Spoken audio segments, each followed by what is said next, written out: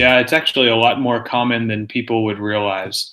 In fact, and it's not just related or reserved for campuses, universities, and schools, but really any kind of facility that tends to have a large number of cameras are often vulnerable to downtime, data loss, and other kinds of problems that may result when hardware fails. And oftentimes, this hardware will fail when they don't even know it. It may happen in the background, it may be in a closet, it may be in a data center somewhere, but it can have some really significant implications to their security and to their overall operations when those failures occur. And sometimes they don't know that those failures occur until something bad happens and an incident occurs, a security incident or something else, and they go back to look at recorded video or they need to access live video for some reason to respond to that incident, and suddenly they realize it's not there.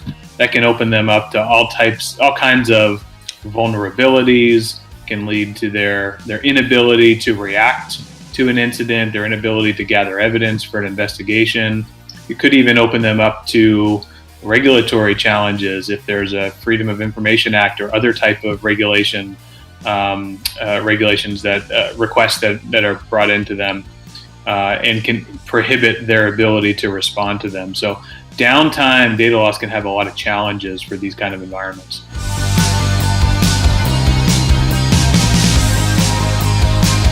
Video systems are actually very prone to hardware failures, whether that failure occurs at the camera or back at the server or the storage device or in the network or anywhere in between. Video is a very data intensive kind of application, and we tend to put a very heavy load on those systems and can really make them prone to failure. When those failures occur, it can lead to any number of things happening. Obviously, when a system goes down, we can't access live video, which prevents our ability to monitor or perhaps respond to an incident as it's occurring. We obviously then stop recording. Video systems are down, we're not recording, we're not gathering that data, we're not gathering that evidence that we may need for investigative purposes or for evidentiary purposes in the future sometimes. But what people don't often realize is that hardware failures can lead to what we call degraded modes of operations. And basically that means that your system may be working technically, but not working as well as it should be, which can lead to things like image quality degradation. It can lead to loss of small segments of video where maybe just seconds or minutes of video are lost.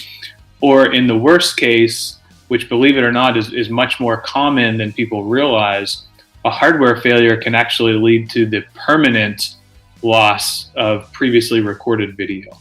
So that previously recorded video is obviously not accessible during the failure, but in many cases, even after the failure is repaired, that previously recorded video can be permanently lost. So if an organization has a video retention policy of 30 days or 60 days or 90 days or longer, the failure of a single piece of hardware can often lead to the loss of all 60 or 90 days of all that video. So it can be a real challenge when hardware failures do occur.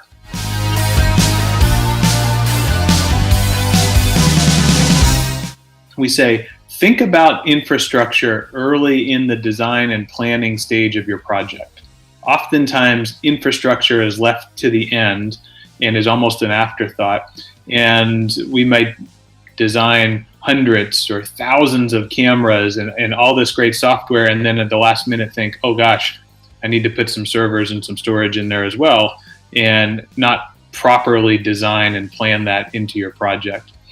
Secondly, design and enforce the need for resiliency.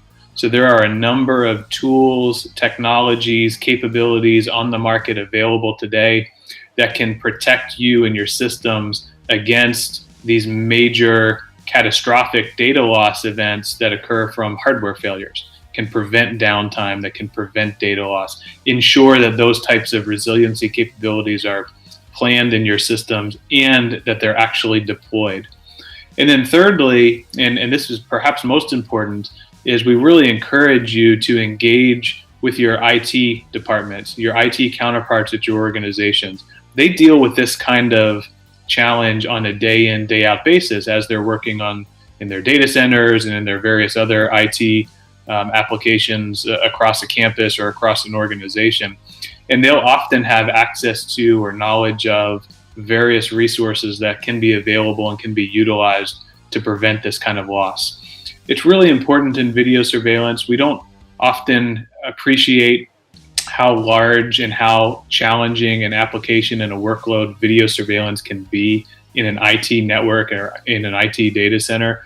And so it's very, very important, especially with today's modern high resolution, high definition camera systems, with the newer video analytics that are coming out, with all these various system integrations that are occurring now, that we really plan a strong foundation for the system, which really starts with the infrastructure, starts with the servers, the storage, and the network, and then everything else on top of that can really be secured in a much more efficient manner.